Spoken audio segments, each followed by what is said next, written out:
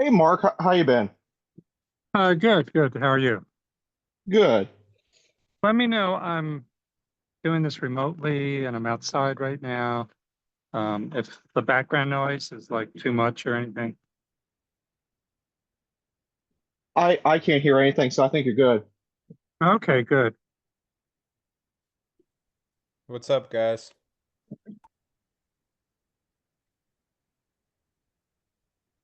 Hey Jeremy, how's it going? Good. How about yourself? Good.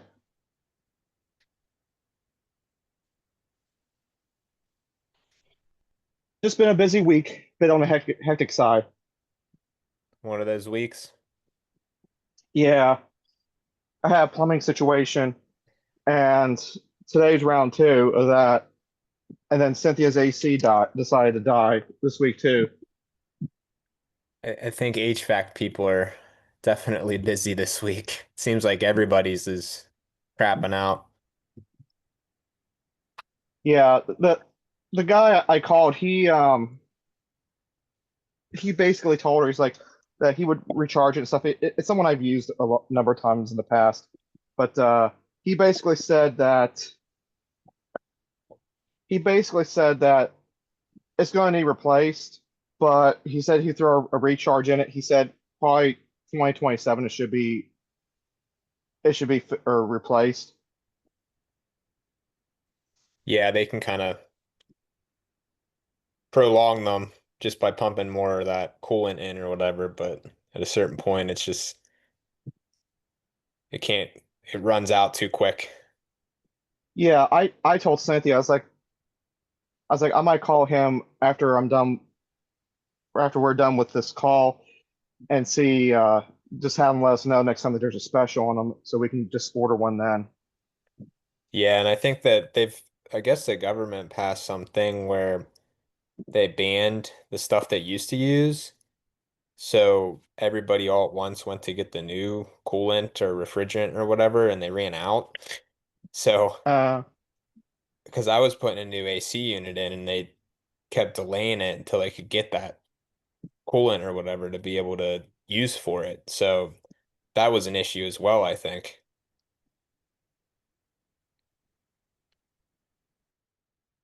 hey Mark, I thought of a question last night when I was at work. Mark Simon. Yeah, sure. So I'm sorry, who's this? this is Jack. Okay. Um, so do they do a 5% down conventional if you live in the place in PA? 5% down. Yeah, I heard someone talking about 5% down conventional last night on a Yeah, different pod. yeah. So yeah, there is such a thing. Yeah, if it's a primary residence. Yeah. Um, and to kind of even go deeper on that example. So yeah, that's kind of out there in general for I guess everybody.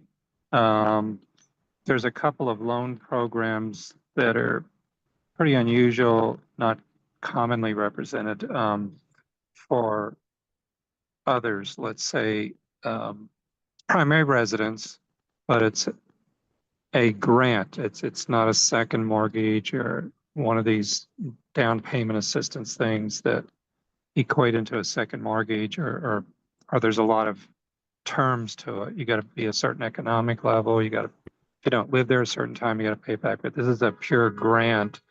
So it covers the down payment. So it's centered on a FHA program. So it's meant like, okay, 3% down payment, but it's truly a grant program and it's available throughout the country. And like I say, there's not many lenders that represent this. That's one thing. Um, the other one that comes to mind that's fairly new is limited to people that don't above don't earn above 80% of the area median income. And that's a 1% down conventional loan where the lender who's doing this is putting it up to $7,000 towards the down payment. So given today's rates, that could be depending on the rates and so forth. I mean, might even be a house as much as 300,000 where those numbers would work. But yeah, another sort of out of the box, loan that's out there for a primary residence. And again, yeah, I think maybe you were bringing up was like a duplex where you're living in one and renting out the other. So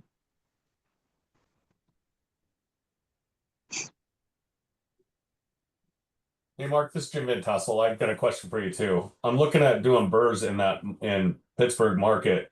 What about if I was to do a multi-family like a fourplex, and house hacked one of them as a second home? Is that possible?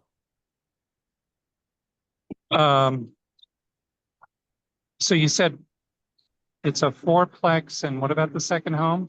I would use one of the units as a second home to be able to try to get into it a little bit less cheaper, and because I would be doing work out there all the time. Oh, I get it. A second home for you. Okay. Yes.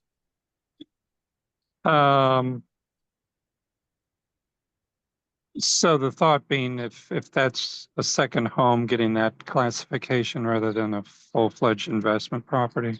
Correct.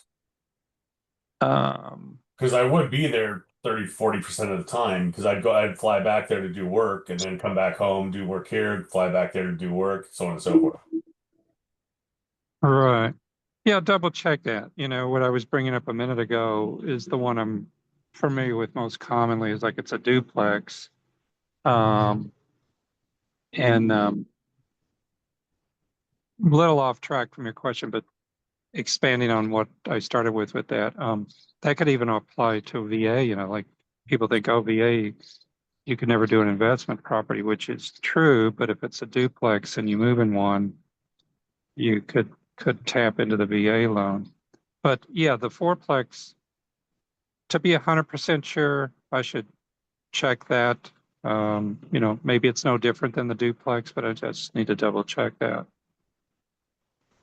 Yeah, I like the idea of like a fourplex, because then I have 3 other rents that are paying for me to be able to utilize it and be there. Oh yeah. I might short-term rental it out too. I don't know, but I'm just looking at all my options. So because I plan on scaling it. Once I get into it, I'm gonna get 10 units pretty quick. But Yeah. I need to get that infrastructure in place to be able to do that. Yeah, sounds good. If you could, rather than wait till the next time you guys are on Zoom here, is if you could just put in the chat your email or number, or I'll put mine in there, and Okay. we can get in touch. I mean, today's Thursday. Yeah, hopefully just give you an answer later today, if not tomorrow.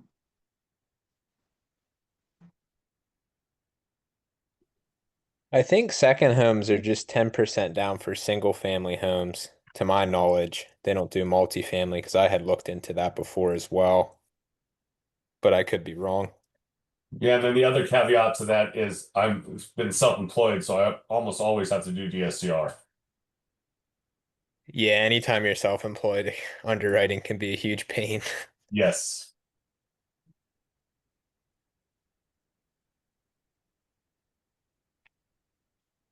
Yeah. So I'd dig a little deeper into that. I mean, sometimes you get, with any given product, you'll get like the majority of the lenders do things somewhat similar. I mean, they might be competitive on rates one versus the other, but the underwriting can be pretty comparable. And then there's somebody that'll do something that's out of the box, like, yeah. Yeah, I put my certain- contact in the chat. Okay, correct. Yeah.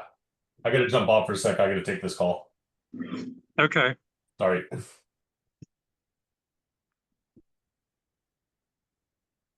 Mark started talking smack and he knocked Jim right off the call. Yeah, that doesn't take long. Yeah. Got a question for the group, just in overall general. I just want to hear what people's opinions are. One of the things I was planning on doing, and it's not this year, it's kind of a little bit more medium term, is I have 2 properties that have under 40K left on the mortgage. And I was thinking about hopefully in like the next 4 years, paying both of those properties off because they've gone so much up since I do add value. They've gone so much because of COVID and just this stuff I shoved into them and what they would appreciate for doing right around like just slightly over, so probably like 80%, where they would still cash flow nicely and stuff on both of them. Because here's what I'm thinking: if I put 40, like let's call it 40 on both properties, that's 80,000. With what I would get back on a refinance at 80%, or even 70%, let's call it 70%, because I think that's more realistic. I could then go buy with about putting 15K out of pocket, 4 to 5 more units. What do you guys think? What are the interest rates on those loans? Currently, Yeah. one's at one's at high twos and one's at low three. Oh, that'd be tough to give those up. You don't have a huge balance left on them. I like to kind of run return on equity calculations. Have you ever heard of that term? No, what is it? So you look at the equity you have in the property. So in your case, it would be whatever the properties are worth minus the 40,000. That would be your equity basis in that individual property. And then you look at your return you're currently getting on that money. So that would consist of your yearly cash flow net, your appreciation on the value of the property itself. So figure just 3% of whatever it's worth. And then also the principal pay down you're getting each month on the current loans. So each payment is principal and interest. You're probably getting a decent chunk of principal each month on that payment. You'd basically multiply that by 12 as well and add that to your return. So your overall return is principal pay down yearly, cash flow yearly, appreciation yearly. And then you would take that amount divided by the equity and it'll give you a percentage. So generally, like you figure if you put your money in the stock market, you're getting 10% passive. If that return on equity is lower than 10%, you're probably better off refinancing to redeploy that equity, pull it out, and then invest it in something higher. Because like a real estate investment, you should be on a new one that's leveraged, like you were saying, 80%.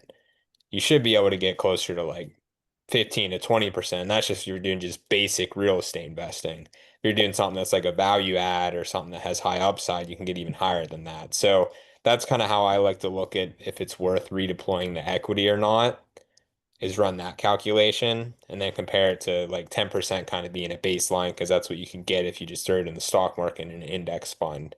And then obviously you have depreciation as well, so that factors in also because it's sheltering the cash flow. So that's kind of how I look at those whenever I'm looking at that scenario. But the other thing for you is like if you're trying to continue scaling the portfolio, that's a good way to get money to continue buying more is pull it out of your existing properties. It just sucks that they're 3% mortgage rates because you hate to get rid of them, but if that's your only option for equity pulling it out to continue building the portfolio, you're still probably going to get a better return on that money, especially if you buy good deals with that money going forward. So that's versus like, say me now, I'm not really looking to scale more.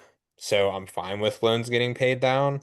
But at the beginning, I was pulling all my equity out as much as I could, leveraging it to buy more until I got the number of units I was satisfied with, basically. So those are just kind of the things I think of as far as redeploying equity or not, paying it off, refinancing, etc.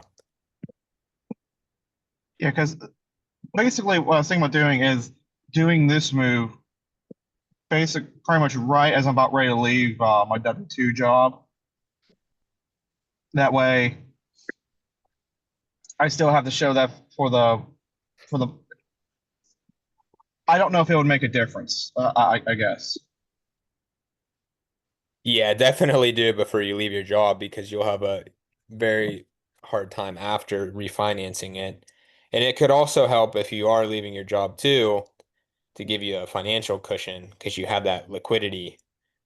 So that plays a role as well. That's something that's it's not very objective because it's kind of like a subjective thing because you can't really calculate it, but having that peace of mind, that financial runway, if you do leave the W-2 job to kind of allow you to be able to operate, build up an active income source outside of the W-2 job without feeling cash strapped, you know?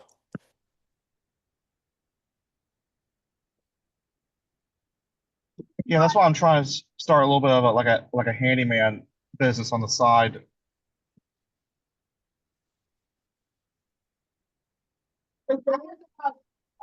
Yeah, and starting it too while you're still at the W-2 job, at least a little bit, can kind of help you get things rolling with it so you can make it more of a seamless transition if you do leave the W-2 job.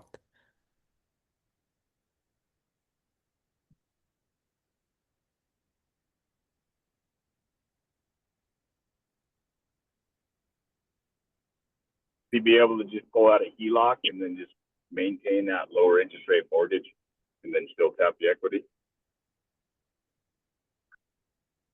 Yeah, I think you can get second position HELOCs up to maybe 70, 75%. So that could be an option as well. They just pay the interest above what you already owe on the loan. Every time I've ran like a payoff calculation, it's always been about even just to go get another property. And then you get all the upside of appreciation on the new property and depreciation, just like you were talking about. Yeah, generally you can get a higher return on even versus borrowing at today's rate at 7%. If you're redeploying that into a new investment, buying properly, then you definitely can get a higher return than that for sure. Yeah.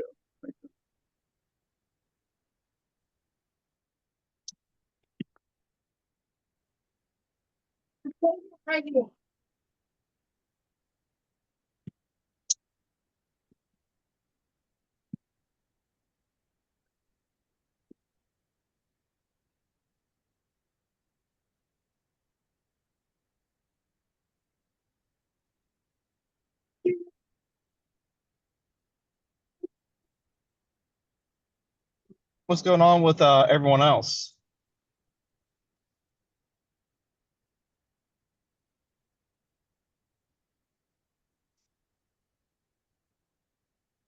Still just doing all kinds of research because I have no money. It's all tied up. So The life of a real estate investor. That's how yes, you know that's how exactly. you know you're doing it right. Yeah. Well, that I keep having freaking vehicle issues, and it's like, oh my gosh. So it's definitely the year of suck.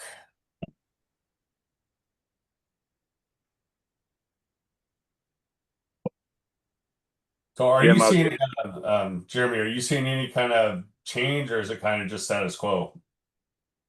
Um, on the residential market, like single family, it's slowly softening up a little bit, but nothing crazy. It's just not as crazy competitive as it was in the spring. So I think it's just like primary home buyers, they found homes in the spring. There was a decent amount in the spring, but now they kind of already all found homes.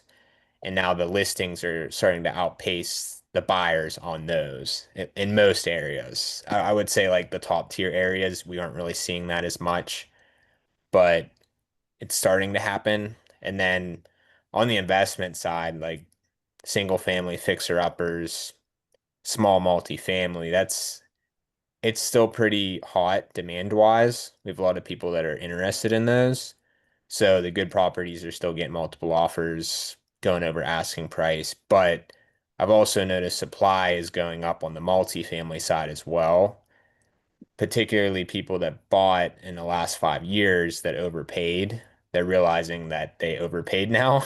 The property taxes got reassessed, insurance goes up. They're realizing that they might have bought in areas that are a little more management intensive. Older properties need more maintenance. Maybe they were factoring in 50, $100 a month for maintenance when in reality it's a lot more. So they're basically realizing that they thought something was going to cash flow, it didn't. So now they're listing those properties. So that's causing multifamily supply to increase.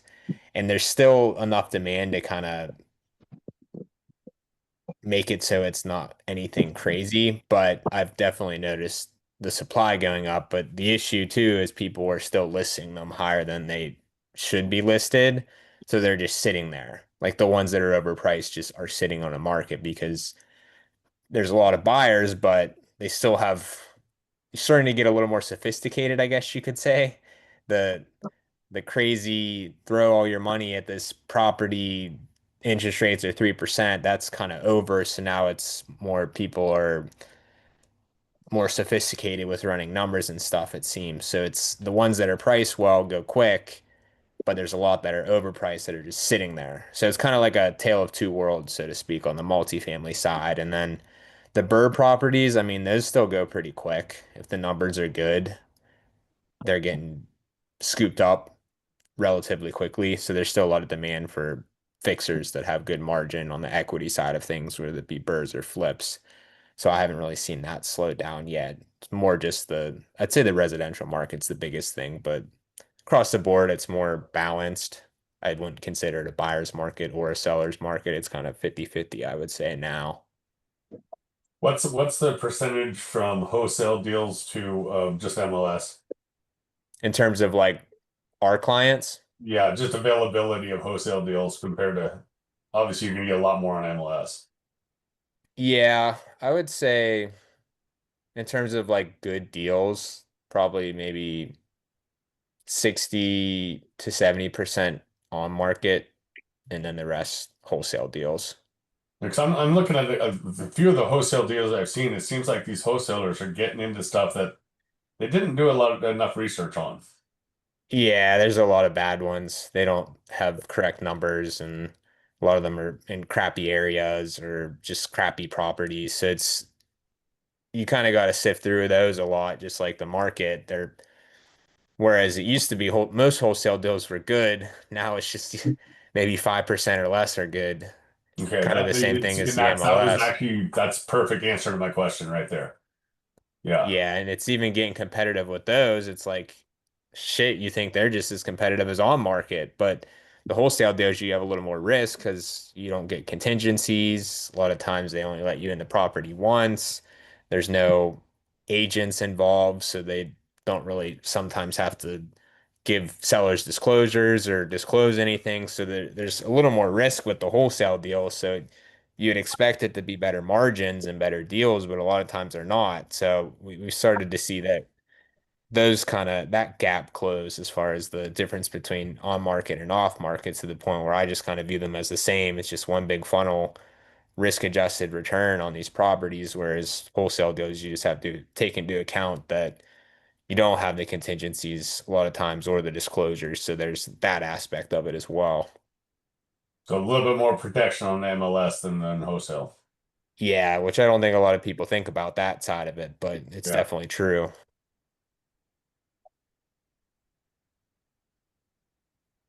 And then small multifamily, regular single family. For starting, probably I'm assuming small or regular single family is probably better to start with. It's easier to find equity in single family. Like if you're looking to buy something that needs work to get that chunk of equity, single family is easier. Multis are going to cash flow more, but they're harder to get equity in. So like to do the true, say, Burr model, bang, bang, 6 months, buy it, rent it out, refinance it, be all in for 70 to 80% of what it's worth.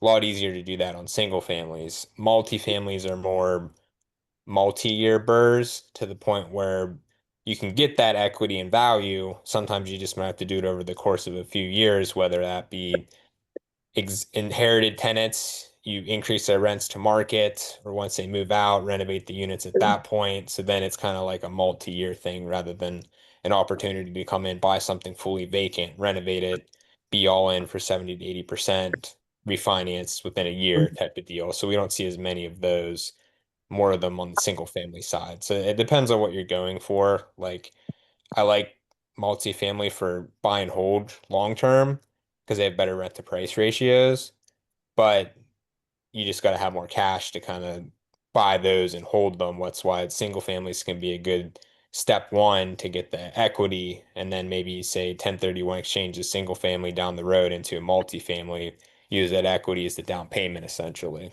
Yeah, that's exactly what I was thinking. So keep it for a couple year or two as it cash flows, and then like you just said, 1031 it into something bigger. Yep. Yeah, I like that strategy a lot now. Whereas before you could kind of get cash flow and equity on the single families, but single families aren't really cash flowing now, at least the first year or two until rents go up when you're refinancing it 70, 80% loan to value. So like the single families I have, I try to sell them to the tenants. Like if I can get a tenant when the lease renewal comes up, I'll say, do you want to buy this property because you've been living here? That'd be an ideal scenario because then the timing can be easy on the 1031. You would just do the sale whenever you found something else because they're already living there. It's not like they're abiding by a certain timeline to purchase it. So that's something I like that I'm going to try to implement on some of my single families that, like I was talking about the return on equity calculations. Once it gets too low, if I can sell them to the tenants 1031, use that equity for a multi, that'd be the ideal scenario. Gotcha. Have you seen very many and please other people jump in. I will keep going all day long. Have you seen many like portfolio deals or anything like that?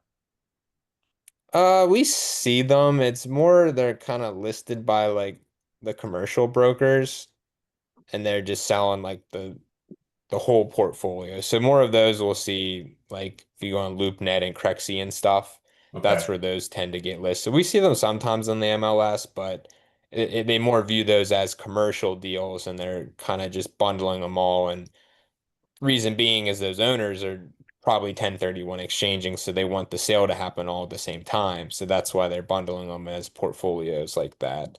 But yeah, Right. LoopNet and Crexy has a lot of those. Are you seeing any of those type of ones where they're actually doing a seller finance so they can still get that money and they don't have as much headache? We haven't seen it too much yet. I think you may start to see some of that going forward, especially on these ones that people are stuck on the price and they're sitting on the market. So it might become more popular here. Gotcha. So And how, go ahead. quick question, Jim, you're talking about multis versus single. I think it's a Zuber's podcast that states that builders overbuild right now on rentals, which demand started during COVID, and they finally catching up with the demand 5 years later. In terms of new fresh rentals available, those condo apartments complexes, what is the best asset class to look for to compete with that? We haven't had a ton of development here just because it's very hilly and there is not a lot of just land to develop. So I think you're seeing a lot of that overbuilding more in the Gulf Coast or maybe out west where they can just build because it's flat. So we haven't seen like really the only new construction single families here are in the suburbs in the high-end school districts. Outside of that, we're not seeing too much of it unless you're in the city where they're building apartment complexes, like big apartment complexes in the higher end city neighborhoods. So I have seen some of the rents starting to soften up in those neighborhoods where the apartment complexes are getting built, because that's, in terms of Pittsburgh, that is probably the closest we got to overbuilding was A-class city neighborhoods, apartment complexes. So I've noticed some of the rents on the existing small multifamily in those neighborhoods have kind of been flat because now they're choosing between the existing ones and the brand new A class, which are giving concessions because they overbuilt.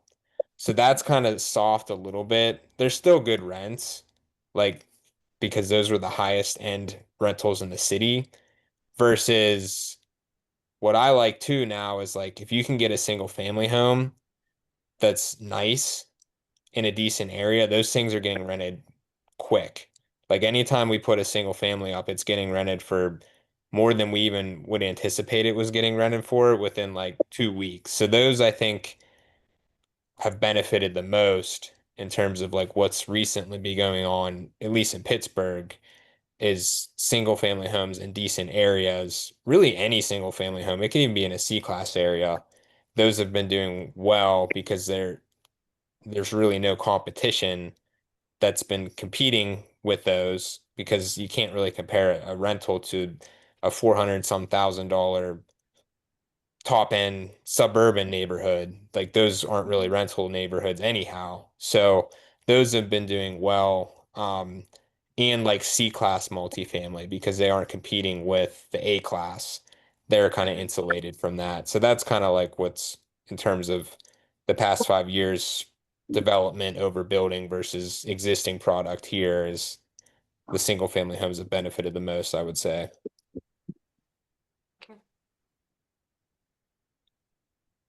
So even in A-class neighborhoods where the development happens, the houses still can be a good option as long as it's cash flows, right? Yeah, because those neighborhoods, they're usually neighborhoods that don't have many rentals to begin with. And those ones that were new builds, they're only going to primary resident buyers, like families looking to Mhm. purchase. So they're not even in the same realm as the rentals, really. Like nobody's buying those to rent them out. So that's Mhm. what I think insulates the single families from that is they don't have any additional competition like the multifamily has, being the apartment buildings that were built in the city. So and it's just like people aren't really building single family to rent here because one, like I said, there's so many hills, it's hard to even find flat land. And it just, a lot of times the rents aren't high enough to justify building them to rent. So I think that's what's Yeah. unique about Pittsburgh. And it seems like the whole Northeast, Midwest, just because they're more affordable markets, you don't have as much build to rent, at least on the single family side. It's mostly just the multifamily, big apartment complexes. Okay, thank you. So with that said, is the better option going BRRRR method as opposed to build to rent in that area? Yeah, generally, because there's so many old houses that need rehabbed that you can get equity in them too. And if you do the BRRRR model, it's almost as good as new because you've generally replaced anything that's old. So it can be a kind of way to get the benefits of new construction with the cash flow of the more affordable market, basically. So if like anybody's interested in build to rent, that's what I think works here, just because it's so doesn't make as much sense just to build to rent in the Pittsburgh area at least. Doing build to rent in Arizona right now. So I was looking at getting out of state. So that's an interesting point. Is there a particular age of a house that accommodates a BRRRR more, or do you guys run it wide open, go as old as they come? I mean, I like 1950s, 1960s, if you can get them, just because you don't have to deal with the old house stuff like knob and tube wiring, cast iron plumbing, um, all the old things that you have to replace a lot of times on these early 1900s. It just tends to be a little easier of a rehab. Like if you get a 1950s brick ranch, those are super easy compared to early 1900s frame home with a sandstone foundation. Those can get more intensive on the rehab. So generally prefer that time period of homes as far as rehabbing goes. But really if the numbers work, then I'm fine with any of them if there's margin and equity to be had, just because there are so many early 1900 homes here. Gotcha. Your after rehab value, what sort of price per square foot are you seeing? The neighborhoods that work best for BRRRR, just in terms of ARVs of the neighborhoods, generally want to be in between 150,000 and 225,000 ARVs for like your typical 3-bedroom home. Once you go above 225, that's when you're starting to get into flip territory. The rents tend to not quite keep up. The rent to price ratios start to dip after you get above 225,000. So Burrs 150 to 225. 225 plus is more flip territory. Hey, Mark, have you dealt with, or not Mark, Jeremy, have you dealt with a lot of any of these foreclosures and stuff? Like the ones that are listed? Yeah. Oh yeah, we see a decent amount of them. There wasn't as much during COVID, but they're starting to come back more now. Well, I'm looking at one that it's like 26 grand. And wait a minute. I'll come up with that. Some of them they list them real low. And then, yeah, they're looking for an auction thing or something like that. Yeah, they put them on the auction websites. They start them real low and they end up going way higher. So sometimes that's the case when they're listed really low. Yeah, I just bought an auction one in my area, and I was the only bidder. And they tried to get me to go up on it. I said, wait a minute, there's no way because I don't even know if this well works. So I ended up getting it for the price I wanted it for. But so are they hard to deal with? Because like the banks are stupid. They really are. They don't understand what they have. It depends on the bank and the auction website. So it's a lot of different variables on that. Yeah, some of them are easy, some of them are difficult. Gotcha. Mark. This is correctly spelled, Mark. Question for you. Had to get that in today. So I thought I saw something related to the discussion you were just having, that as the consumer debt is exploding, like, it's reached an all-time high, things have been peaking since COVID, and that if we were to project things over the next couple of years, there's probably a lot more foreclosures up and coming. I don't know if you've seen anything to that effect, but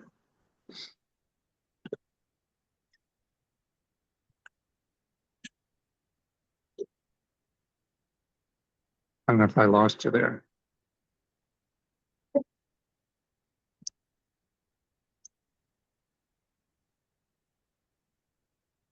Are you asking me or Marco Shiro? I guess Mark, yeah, Mark. Yeah. Yeah, that's what I thought too. He's typing in the chat. Oh, okay. I mean, somebody else might have a comment on that as well, but yeah, I thought the feel was things have been kind of okay, but another year or two beyond COVID and all the excessive increase in consumer debt, that the feel is that it's not going to be quite the way it has been as far as the number of foreclosures.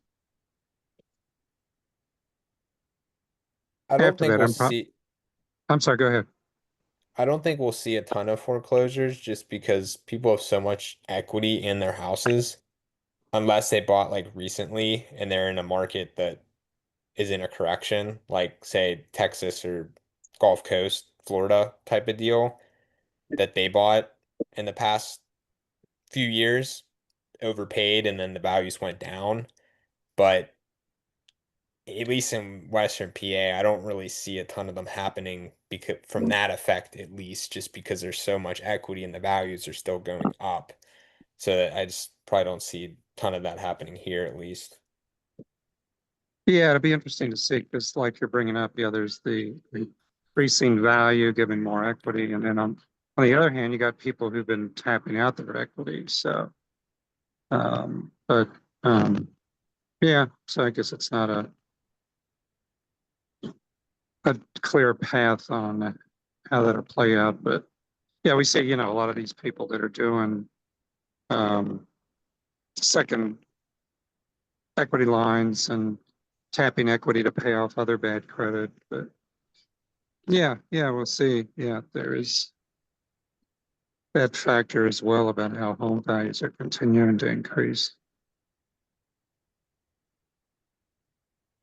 I'll probably Yeah, jump off right here in a minute, but I have noticed people starting to get strapped a little bit from just inflation in general and tax reassessments and HOA reassessments and stuff that I've seen people purchase something, say 2, 3 years ago, and now they're relisting the property again. And I always look and I see, oh, they got their taxes doubled. So I'm assuming that has something to do with why they're listing the house because they probably bought at the top of their limit as to what they were approved for. And then the taxes get reassessed and their payments jumps up more than they can actually even afford now at this point. Now they're forced to sell it. But luckily, it's Yeah, still been going up in about the Pittsburgh. Pittsburgh as a whole, but I know in Philadelphia, the property tax thing has Is that tax reassessment just based on the sale, or are they actually reassessing for other reasons? been a couple of So Allegheny County, they do it on the sales if the school district appeals. actually just even in less than 2 years. And then Beaver County just did a reassessment for the whole county, so it kind of depends on the reassessments. So let's say if I was to burr a property, I buy it in cash, I burr it out, they're gonna reassess it once I'm done with burr. No, they only go based off the sales price. Really?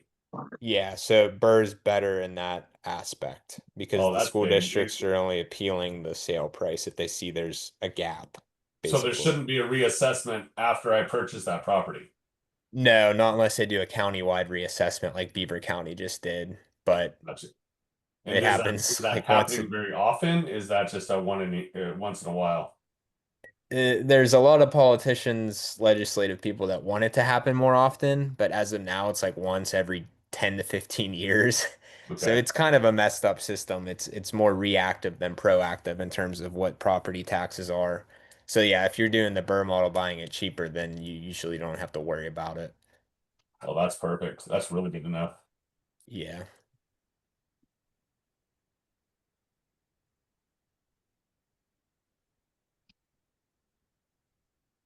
Gonna have to follow up on that, those rehab properties that you were recommending. What sort of rents for those 3-bed, 2-bath brick homes are you expecting to see? So usually you're sitting just above the 1% rule. So say your all in purchase plus rehab is 130,000. You can usually rent it for say 1,500, let's call it, up till you reach that 225 ARV mark. Once you hit 225 or higher, the rents are generally going to be under the 1% rule in terms of purchase plus rehab versus the monthly rent. So that's why usually you want to stick to 150 to 225. And the lower, closer you are to 150, generally, the higher that rent to price ratio is. You're probably not going to reach 1.5 on the single families, but you can still get well over the 1% rule to the point where they're still decent rent to price ratios on the refi at 70 to 80% loan to value. It's just the cheaper you get, the margins get a little tighter. So sometimes you're at risk on the rehab of, say, something unknown pops up, might cut into your equity a little bit, but you're more covered on the cash flow side the closer you get to 150. That's why I like 150 or higher because once you go below 150, those are one, they're neighborhoods you probably may not want to own in, but it just gets tighter too on the rehab because if one thing goes wrong, 20% of something that's worth 120 is a lot different than 20% of 200. So you just have tighter margins on the equity side of things when you go under 150, basically. Now, when you say that tighter, so let's say I'm doing my own burr. I mean, I'm gonna sub out some of it, but I can always do some actual just my own time to actually reduce some of that to make sure I make the deal work. Yeah, it's gonna eat me for time, but at least the deal still works. Yeah, that's a different story. Like I'm talking if you're hiring everything out. Exactly. Okay. And then I The got a quick cheaper ones question. can work if you're doing some work yourself, because like I said, the rent to price ratios are great on those. Like they're still general, like say a house is worth 120, it's probably going to rent for similar to as the house that's worth 160. So Yeah. rent to price ratio wise, it can be good. It's just that the margins get tighter when you're hiring people out because you can't really get much done hiring contractors for, I mean, less than 40 grand anymore is kind of like we don't see too much less than that to actually justify getting equity because anything less than that, you're kind of competing with like owner occupants and stuff because it can qualify for a mortgage. So it's just the as rehab costs have gone up, the recommended ARV of Burrs has gone up at the same time just to make sure you are cushioned and can get that equity. So my plan in doing some of the work, when flying in and doing some of the work myself, could be very, very advantageous. Yeah, because you can make deals work that if people are just running numbers, assuming they're hiring it out, it wouldn't work for them. Yeah. So it can be like a nice middle ground versus you don't want to get into the territory where you're competing with like the full-on DIYers because those guys want to just buy the cheapest house as possible and do all the work themselves. So like they're generally overpaying for something that is cheap, but it's still that basis versus the amount of work it needs, it's actually expensive, but they're doing Yeah. all the work themselves. So there's kind of a middle ground in between there that would work. Yeah, I'm trying to find a happy medium because I need this thing done in Yep. 3 to 4 months. I am not sitting on a house for any longer than that. Yeah, and those are the guys that buy the $20,000 houses that if you were to hire contractors, it's going to cost 150 to renovate and the house might not be worth 150. So they're the Right, ones that buy and exactly. they takes them 2 years to rehab the place. Yeah, that's too much. I'm looking at a multifamily just on Realtor.com, and I don't quite understand how they can have a window air conditioner in an egress window. Anything goes here. So egress is not as big of a deal there. Not usually, especially if an area doesn't do like occupancy inspections or rental inspections or anything. It's more just an insurance thing at that point. Yeah, but that would actually worry me too, because now if somebody can't get out and you know that, you're liable. Yeah, if there So were to be an if there's a issue. death or something in that building, you're getting sued for a wrongful death. Yeah, it's definitely something to keep in mind for sure.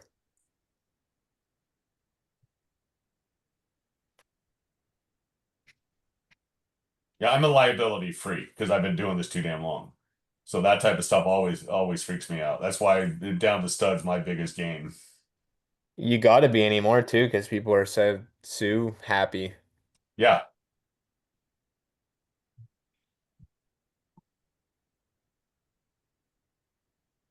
What kind of deductions are so like this one's been on the market for 287 days. They're asking 325. What type of offer are you thinking is a realistic offer for something like obviously you get I'm just looking at pictures. A 30%, 40% deduction for a first offer? In terms of what I've been seeing get accepted off of asking price, I think the lowest I've seen is like 70. I haven't seen too much below that because common sense would dictate they would just lower the price before accepting something 70% or less of asking price. Mm-hmm. But sometimes people won't. So that's why I've seen some 70, but generally most of them are kind of like between 80 and 90% of asking price is where they're falling, even on the ones that do sit. Because like you said, they have enough equity to where they don't necessarily care. Yeah, generally. And generally the ones that are sub 80 are fixers in rough areas. That's where I'm seeing the biggest haircuts off of asking price. Gotcha.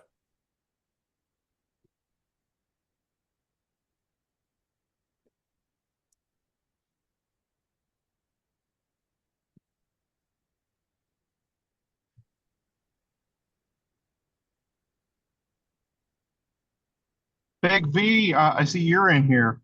You, where are you driving today?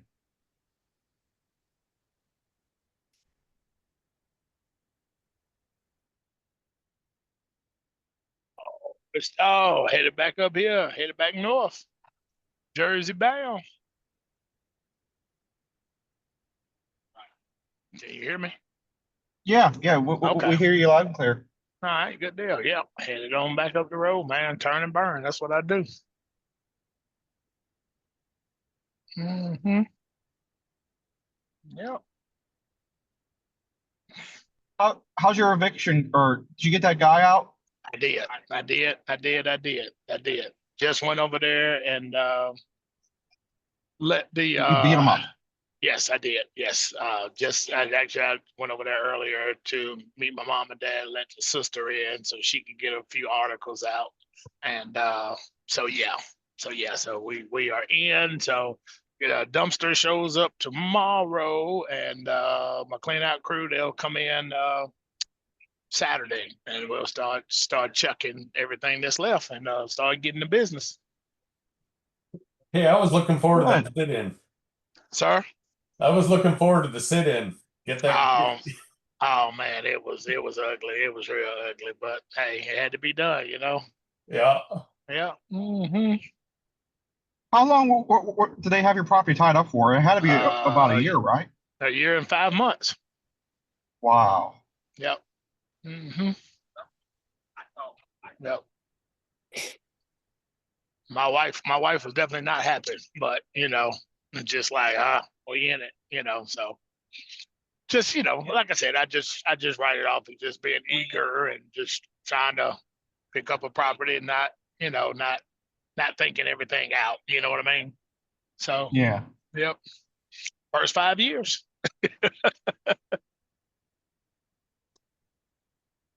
So let me ask you this. So Mhm. now that part of the ordeal is over, what are your biggest takeaways from that whole thing? Don't buy a property with someone in it. Not unless you can automatically go in and get them to sign a new lease with you. Don't buy a property. Wholesaler comes, see, and that's what it was. Wholesaler was basically like, oh yeah, we're gonna help you get him out. We'll help you get him out. Just buy this property, we'll help you get him out. So me being young and eager and wanting to get this property at this great, amazing deal, and I did it. And so once the deal was done, you know, hey, they took off and went the other way. Now it's like, hey, not our problem anymore, you know. So I was the one having to, you know, deal with all of this. But you know, I've learned a lot. You know, definitely learned a lot. So you just, you know, you just have to kind of just learn what you can learn and keep going. You know, and then you can try to I can't hopefully bel- help somebody else out. I still can't believe that your attorney dropped the ball the way that they did. Yeah. Yep. Things happen. You know, things happen, but you know, you've been, you know, you're the one that has to be cool about everything and just kind of take the L's, you know, take them how you take them, because you can't, you know, you can't really go crazy on people now, you know, because then that'll definitely slow them down or make them not want to work, you know, do what they're supposed to do. So you just have to kind of just, as they say, take it with a grain of salt, you know? Yeah. Yeah. But yeah, but I got some info from Mr. Jim last night about closing in. The bathroom has got a window in it, so Mr. Jim put a good word on me last night. Just go ahead and close that window in and just tile up the whole shower wall and go on about it. Then we'll have to deal with it later on, as far as, you know, tenant use or mold or glass getting broke or stuff like that. So About one caveat to that, you have to make sure you have ventilation in that bathroom. You yes, sir. cannot move that window without a fan. Yes, sir. Absolutely. Okay. Yep. Jim, I got a question for you. You should be able to answer.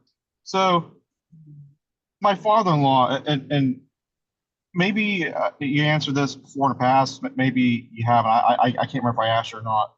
My father-in-law wants his shower done, but he's how should I say? He's a full-blown germaphobe hermit.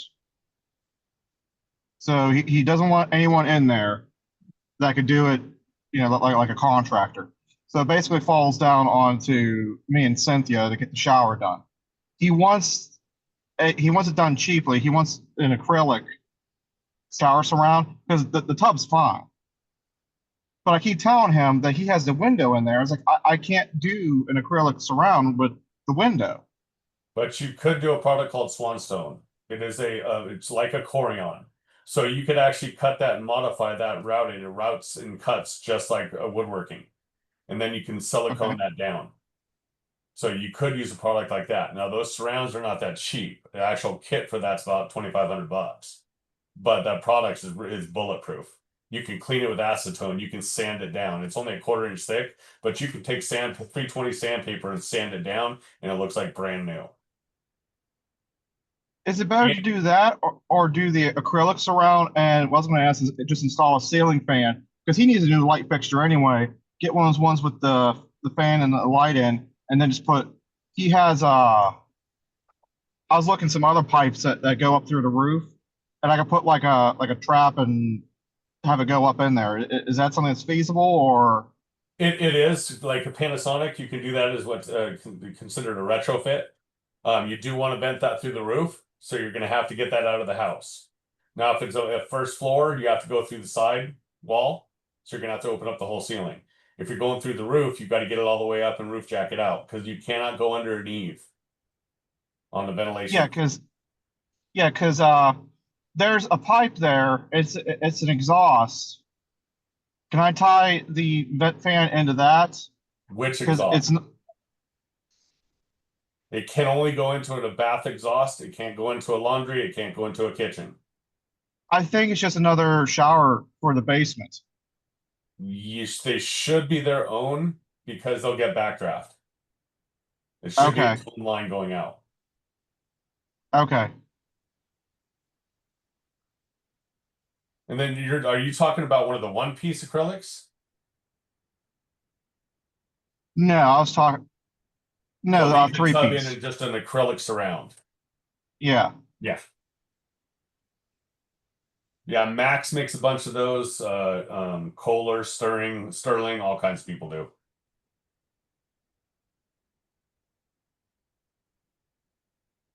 I'm not. Which a huge way fan would of you? I don't use. I won't use acrylic. It gets damaged too easy. It's very hard to repair. You're still going to spend $800 on it. I mean, you can get really cheap too, but I don't go cheap. I don't go cheap with anything. You get what you pay for. I've been honestly trying to convince him to let me just rip out the one wall because it's falling apart. Tiles are falling off. It's crumbling. Well, you're gonna get to that once you open up pull that down. I guarantee you're gonna run into that. It's probably a stick peeling or a lipstick. Well, I think it's the original one to the house, and it probably showed signs that he never fixed it, knowing how he is. Yeah. But I really, what I've been trying to convince him to let me do is, holy shit, a bird just flew into my truck and shook the whole thing. But what I've been trying to convince him to do is just let me rip out that whole. Scared.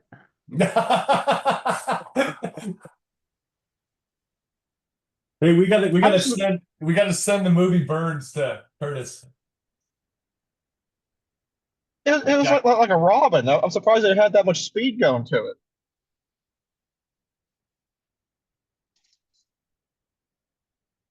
But I was planning on just let me do is just.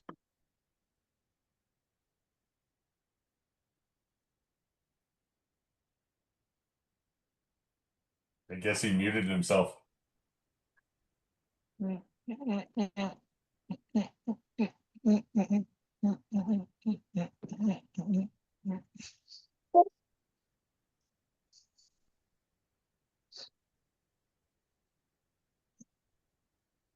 Did we freeze? No, I was laughing about something. But what do you think about just retiling the whole thing? I would do that. I would put a nice vapor barrier, and then I'd do a 12x24 tile, and then seal the grout. Yeah, that's kind of what I've been trying to convince him to do, and especially since we have nice patterns and stuff, I was suggesting like a nice stone look and stuff. Yeah, and just do a Schluter edge. Don't worry about your quarter rounds or anything like that. Just do a Schluter edge.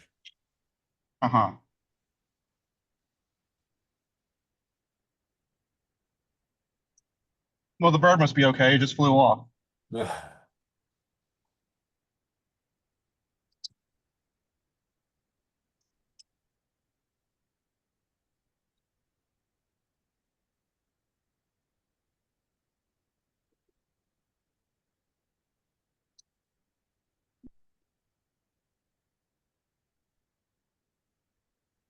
We got Lindsay in here. What are you up to, Lindsay? She's slumming. Feel left out because you guys have a call every week now. Don't you do 2 calls? No, I only do one. Which she just canceled. Oh my god. Yeah, Tatch knew and is gonna be there tomorrow, so we don't want to fight over viewership. Yeah. Well, the big question I have for you, Lindsay, is are you considering Pittsburgh? I see you in these calls quite a bit now. You see me here once. No, I'm not. I don't have any money, like Jim said. This ADU in the back of my house is taking every little cent that I make. Yeah, but are you gonna refi out of that? No, I'm not refining out of that. I had a brokerage account, investment account a while back, and that's what I'm using. So technically, it's my own money, but it's more than I anticipated it was going to be. So Are you done with all your burrs and Gary then? I need one more bird. I Yeah, haven't and started. that's my concern with their timing is just brutal. To be able to Yeah, get right now I those. don't have money to start, so that's the problem. Gotcha. Okay. Yeah. Yeah, because I've been back and forth with Angelo, and I just the numbers that they're giving me for the rehabs just seem awful high for that area. Mm. I mean, I Hey, can Lindsay. do that myself, no problem. So I'd rather go to Pittsburgh where I can actually do the work myself. Where Gary, they have all kinds of other restrictions.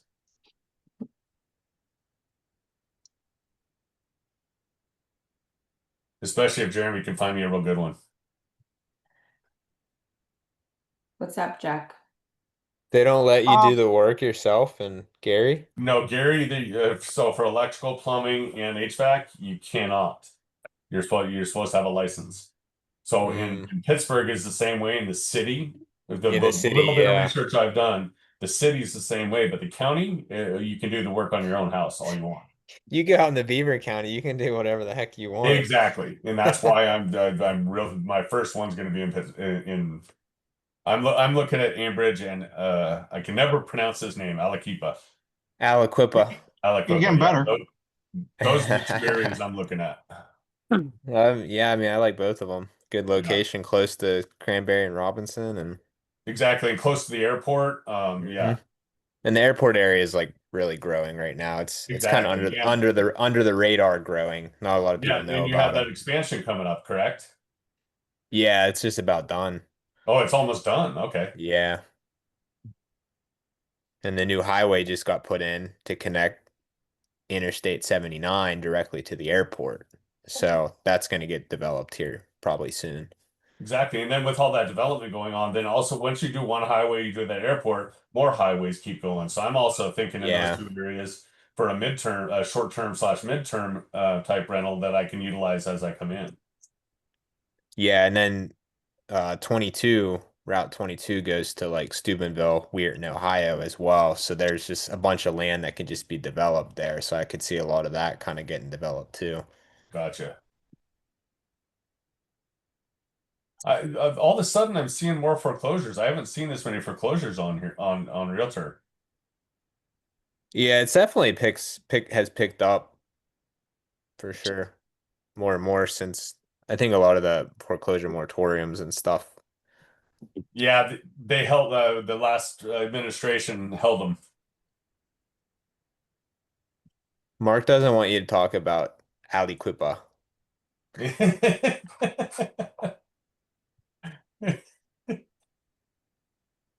Just call it Quip. That takes Quip. a long time. You could just call it Quip for short. That's Quip? what the locals call it. Hey, Mark, how's yours going?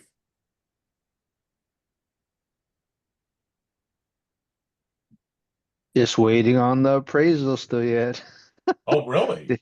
Yeah, they just they're kind of going back and forth when they're trying to make it as convenient as possible for that tenant. So they're gonna do the plumbing scope and appraisal at the same time. Oh, hold on, my dad's calling. I'm gonna mute myself. What's Mark got under contract there? He's got a house under contract in Alaquippa. Single family?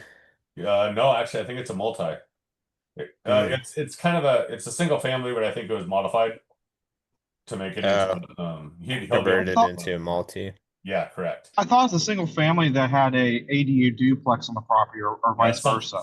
Something like that. Yeah. It's a weird Frankenstein property. Yeah. I like that term. Which I would imagine with 100-year-old properties, you're gonna have a lot of that. Yeah, we do have a lot of converted single families into multis.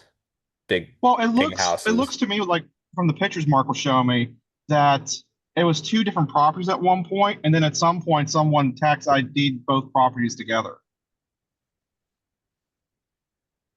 Like a two houses on one lot type of deal. Yeah. What benefit would that be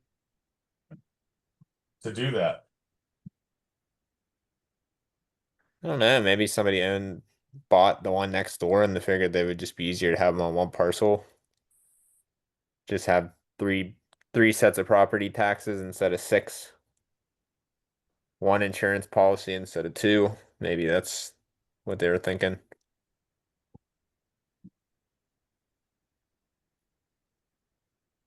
Or for financing, then you Oh, can sorry. finance it together.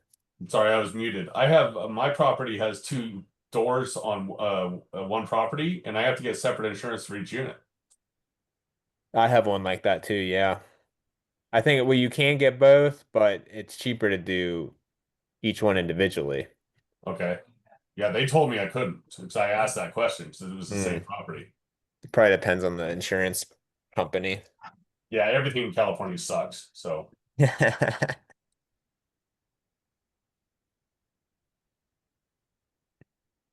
Hey, Lindsay. Yeah. Cynthia's been watching your content in like future, after you post on your channel and stuff. Mhm. And she wanted to know, are you a nurse practitioner or are you in a leadership role? Nurse practitioner. That's what I thought. That's what I told her. But it was like, I'm not 100%. She was just asking because that was her dream job. But then after I forget her, I think it's after her second master's degree, she decided to go back for her third master's degree, and now she's in management side of things. And she's like, I just can't handle schooling. I was just like, how can you not handle schooling? You have 3 master's degrees. You literally just had to select this program instead of this one. Yeah. Well, maybe when you retire her, she'll go back for fun. No, I told her a long time ago. Her being in school, it brings out the monster inside of her. I told her no more school. Out of everybody, I feel like.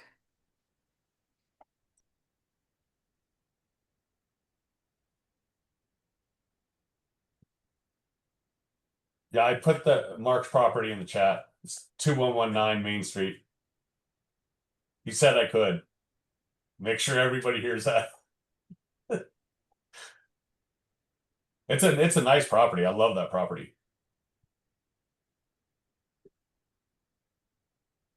Did it freeze? No, you're still here. Oh yeah, I saw that one. Yeah. Yeah, it did look pretty solid. Yeah, I did, Jeremy. I did send you a link to that foreclosure one. If I can get it anywhere near around there, I'll find the money. Or Jerry, yeah. I saw that listed this morning. Yeah, it's one of those Hubzu auctions. Gotcha. So it'll more than likely get bid up, but you can find it on hubzu.com. Okay. Are those worth pursuing? Yeah, I mean there can be some good ones for sure. You just got to keep an eye on where the price goes to. Gotcha. Now, is And that something usually- you guys get involved in at all, or? Yeah, so we can do everything, but we tell clients to just bid for themselves because it's real time rather than like us being in the middle. And then like we can go in and view the properties and then the bidding would just be done by you because it's easier. And then you could just put like our name under the agent section, basically. And do they actually give you the actual because the one I dealt with, they didn't give you the what do they call that when they don't want to sell it for to a certain amount? The reserve amount? Yeah, the reserve amount. Do they actually tell you that? I don't think they list the actual reserve. It just says reserve not met. Yeah, see that drives me nuts. That's just a waste of everybody's time. Yeah. But yeah, there can be some good deals on it. Now, do these, the one I had, they actually still had an agent and everything else that was dealing with it. Do these have the same thing in your market? If they're listed on the MLS, yeah. Because that's how we got mine to them to get the offer is my agent called their agent, said, hey, wait a minute, we can't hit that reserve because we don't even know what's going on with the well. And then he brought that back to the bank and the bank went ahead and went for it. Oh yeah, the Hubzu ones you normally don't have any contact with like the actual bank. Well, the agent did. So my agent contacted the bank's agent, and then the bank's agent contacted the bank. Oh yeah, if it doesn't meet the reserve, Yeah, it didn't then meet the reserve, but yeah. then they tried to get us to go up higher, and they said flat out and simply, I would not do that because I don't know what's going on with the well, which I was warranted because the pump doesn't work. Yeah, if it doesn't meet the reserve, then it can turn into a situation like that. Okay. But yeah, I like that Ambridge one. That's a good section of Ambridge too, the 900 block of Maplewood. Yeah, I just don't know that 30,000 I can come up. I'll figure a way to come up with the money. Any more than that, it's gonna be a Yeah, I have to think that gets bid yeah. up. It's probably gonna. Uh, My guess is probably 75. Yeah, it's probably worth over 200 fixed up, maybe low twos. Are a lot of investors actually looking at that Hubzu thing, or Yeah, because they're listed on the market. And then it just becomes Hubzu just becomes the how you can offer on it. gotcha?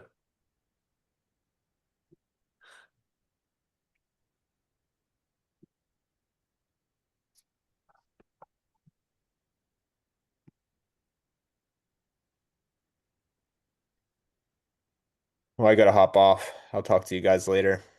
Thank you. Yep. All right, we'll see ya. See you, Jack. Thanks.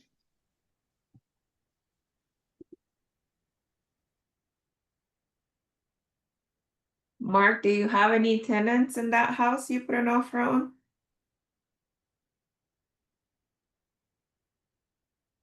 Financial firefighter. Yeah, the duplex is occupied, but the duplex is under market. But one tenant is being not, I don't know if I want to say they're being a pain, but I don't know. I don't know if it's miscommunication or what, but one tenant keeps believing that the deal is going to fall through, so or that's what they think the agent has been telling them. So like that's why they wouldn't the appraisal guy went out there twice already and he hasn't been able to get into the bottom unit to do an appraisal. Mm. So that's why the agent, I don't know, I guess the agent is trying to accommodate the tenant. So they're gonna go out early one morning, and that's when the plumber's gonna also get the scope because originally the plumber couldn't get the scope from inside the unit. So they're gonna get all that done at the same time for the Which duplex one's the for the duplex, duplex the side, brick building or the back unit? the back unit. Okay. Yeah. Nice. So is it gonna be 2 or 3 units total? 3, yeah. But the single family home probably needs a little bit of work, but more like floor and paint, he said. But then there's also room for like a garage later on if I want to build one. Mm-hmm. Yeah, sounds good. Hey, Mark, How how much much are is- you looking to scale there? Not that much more. I mean, maybe. I after this one, there might be one more triplex off market I might do with Alex, and then um, that might be it for a little while. Another period off. You have what, 14 right now? 12 right now. I have 12. Yeah. But me moving back home definitely propelled things quite a bit by renting my primary out here Yeah, I would financially. imagine. Yeah. So that I mean that's probably like a 6K swing a month roughly. Has anybody else tried to do this Hubzu or auction type thing?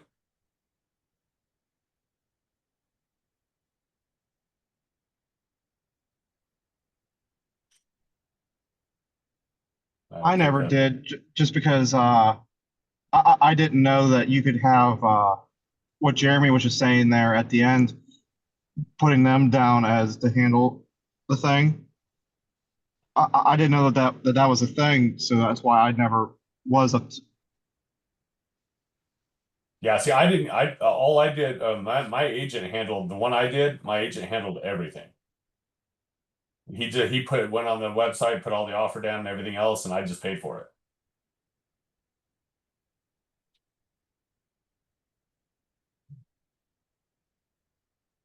I'm actually liking the auction site more than I am the wholesale. Just looking at it real quick, and I've never really looked at an auction site before. I just happened to come across the one I did. There was a property a little bit north of me. I forget exactly where it was. It was somewhere either in North or South Buffalo. But I was seriously looking at. It was going to be foreclosed on for, I think they're saying 80,000. Like this happened about a year ago, so you could tell me how, or you could tell how much it haunted me. 80,000, nothing but farmland behind it. And I was thinking to myself, like, that would rent for about 1,500 a month because of how the house is. I was like, the downside is it's on well water. It has a septic tank and stuff. See, I don't have a problem with those, but I know how to deal with them. It's just finding somebody that can deal with them. Well, no, and I agree with you 100% there. But the problem with this one was it was inactive for so long that no one knew the condition of anything about it. Oh, well, then if you got to do your numbers and base that on replacing them, and if it works Yeah. with you replacing them, then do it. Yeah, because like after I would have been done with it, it probably would have been worth around 250. Yeah, 'cause wells are way more expensive for us because the depth is the biggest problem with a well. The septic is honestly nothing. You're digging a hole, you're popping a tank in, put some pipes in. I would end up doing those, but well, I don't know, out of state, I don't know, but if locally, I'd do that myself. Well, I can't drill it. I think for the most part up here, and it's been forever, but since I know someone that got a well dug, but you can go with a shallow well, but the thing is in this area is there's a lot of toxins and stuff that are just all over the area. So a lot of people dig deeper wells because then you're hitting a new water stream that isn't being polluted by who knows what from the farms, the old mines, the toxic dumps and stuff that people don't want to talk about, all that type of stuff. Hey, Jack, what's your opinion on Butler? I mean, I invest there. There's a 4.2 1,300 square feet. The bid's at 41,000 right now.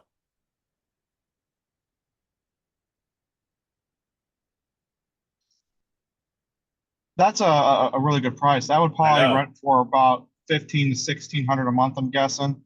And after it's cleaned up, after you're done with the whole thing, probably worth about 150 to 180, maybe more. Street view looks nice. Really clean neighborhood.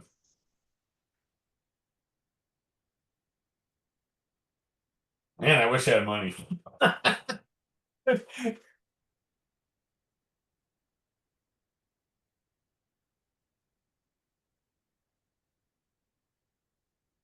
I tell you, this stuff is really addicting. That is one drawback to it. The deal flow is just like keep going, keep going. I just had a thought. When you said I wish I had money, I was picturing for some reason the image of car guys and other fishing people and stuff. They blow their money on toys, where we say the same thing and we're shoving it into assets. Yeah, exactly. Yep. So it's making us money, not yeah. I mean, I have some toys too, don't get me wrong. But that's before I start all this. I probably would have done the things way differently if I would have started this earlier. That's for sure. Damn, I really like this property.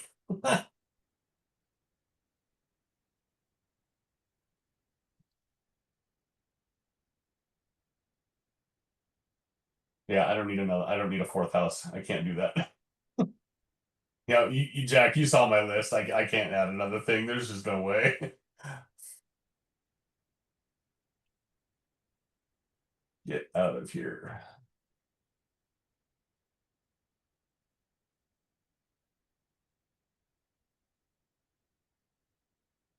So how's Mikey's deal going? He's probably working. Yeah, that's why I wasn't really calling on him too much. He's usually working this time of day. Next, I'm pretty sure he's dealing with a triplex right now. Yeah. I don't want to say anything because every time he says, I tell too much stuff. Nah, Does Brad have a house going he through right closed now? though. He closed on it though. Gotcha. And Rad's Yeah. on the rehab right now. Is that correct? Yeah, I believe so. Yeah, I think Rad's Rad's here right now. Yeah. Yeah, how you doing, guys? How's it going? So are you I'm working in Pittsburgh, man. oh that you're there now? Yeah. I mean, I got siding guys already working outside. Plumber was here yesterday, and I got some electrician coming. Hey guys, I bought today brand new appliances. They have like 4th of July sales, and I actually bought washer, dryer, dishwasher, fridge, microwave, and wrench for $3,000. Yeah, it's a good time. It's a good time to buy. Yeah, that's one of the best, you know. So I just add everything, and they're gonna be tomorrow. They're gonna be here, and you know, I'm working, you know, walls and stuff, you know. So I'm on it. Yeah, I always wait and put appliances at the very end because I've had too many projects that Yeah, but they have to sell like 2 days, and I'm leaving at Saturday, so I bought it today. Tomorrow delivery. I put it to the garage, and that's it. You know. Yeah, cover them up really well. Don't try to do it when people can't see you putting them in. All right. I'm not kidding. I've had multiple units where we put them in and they came in and stole them. Okay. Yeah. I don't know what area you're in, but these weren't the best of areas where they were, but they were in the process of closing on the houses and somebody was watching the houses. And the second we put it in, they took them out. I had to go back and put them in so the house could close the same night. Oh, okay. I mean, I be careful. I mean, you know, a lot to do, and you know, I gonna see another house in this neighborhood pop up, some little house as well. So I'm gonna see that tomorrow really quick, and you know, try to do whatever I can though. So are you changing all the electrical there or just parts of it? Right here? Yeah, in that house. Oh, just parts of it. It was like DUIs. It was like even PAX lines right here, but it was like kind of DUI thing. So it needs to be corrected and, you know, correctly mounted and stuff like Right. you know, and you know, need to be like, but the electric need to be like all new lines. I put it all new lines. Yeah, that's exactly what I want to do. The electrical and plumbing is getting all changed out. Yeah. Yeah. I want a nice 20-30 year investment to not have to worry about it. And yeah, I mean, I adding like one toilet in the basement just in case, you know, the plumber is here already. So, you know, and I think I'm going to add like little shower right there as well, just in case, you know. Right. Yeah.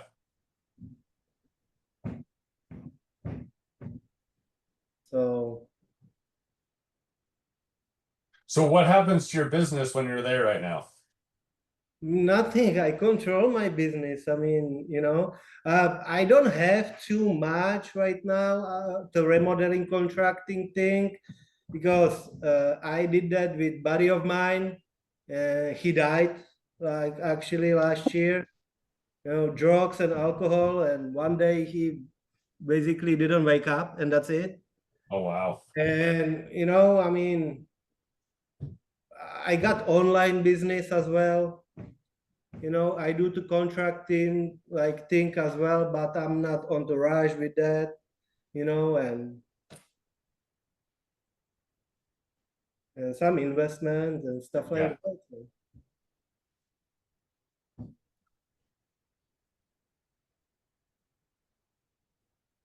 Yeah, I mean, I'm probably going to refinish the kitchen cabinets. It's like not big kitchen right here, and I did call a couple of handymans for the quotes, how much they gonna take. And man, I mean, $6,000 without material. I mean, that's crazy. I'm just like, are you for real? I do it for a living back in Florida, and that's like a $1,500 job, man. And right here in Pittsburgh, like $6,000 plus material. Just like, get the hell. Yeah, see, that's why I don't do work for investors, because my kitchens are 30, 40, 50 grand. Yeah. Yeah. I mean, I got quote like almost $5,000 brand new kitchen cabinets, and handymans want $6,000 like for refinishing the old ones, man. Yeah. Has anyone used Matt the Lumberjack's cabinets yet? I have not, because I have my own cabinet lines, but they seem like they're very decent cabinets. So I would be interested if I didn't already have my own cabinet lines. In my cabinet lines, I can have them drop shipped anywhere. The one thing I like about his compared to the ones I get is they're 3/4 inch sides. Have you ever done just the cabinet what's that, refacing? Cabinet Yeah, refacing? I would not recommend refacing. What we typically will do is if the boxes are good enough, we will do a paint and then buy new doors, new drawers, and stuff like that. But honestly, I would not do that for a rental. I would buy new cabinets, because you can get like Rad was just saying, you can get box cabinets probably cheaper than you can doing the reface on them, or the repaint and new doors. Okay, so like you said, the boxes are good. They're just like I said, the house was built 1964. So like the cabinet facings, it's just like plain wood. So I was just trying to do something to kind of maybe snazzy jazzy it up just a little Yeah. bit, The easiest thing to do with that is just paint them.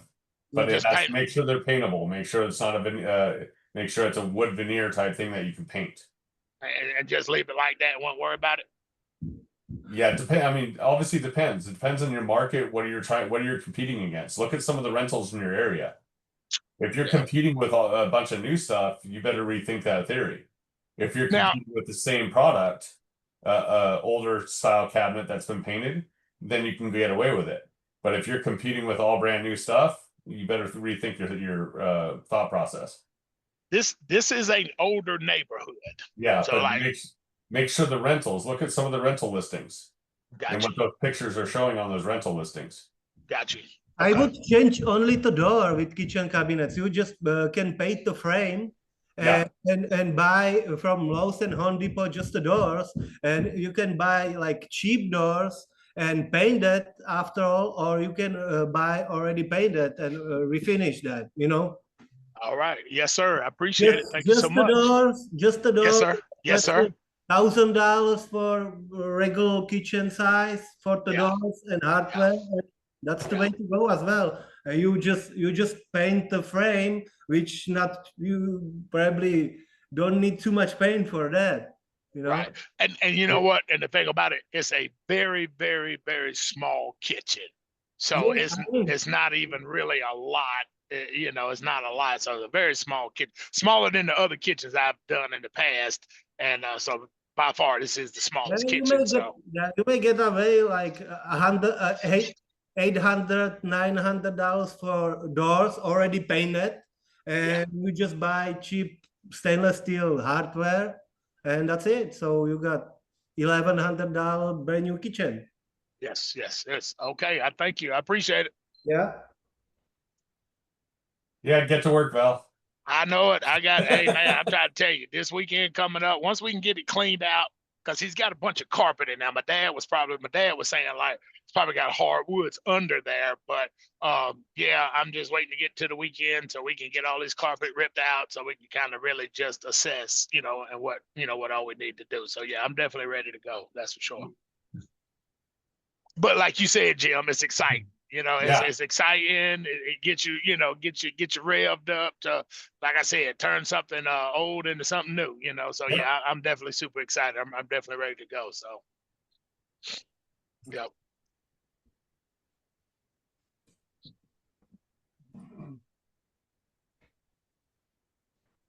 Well, I am gonna have to jump off because I gotta go pick up my truck and get back to work. Gotcha. All right. Well, you have yourself a good day. Yeah, it's been a good talk for sure. Yeah, thanks everybody. I appreciate it. Yep. Thank you. I think I'm just about going to have to end this meeting. I have to finish getting ready for work and get over there.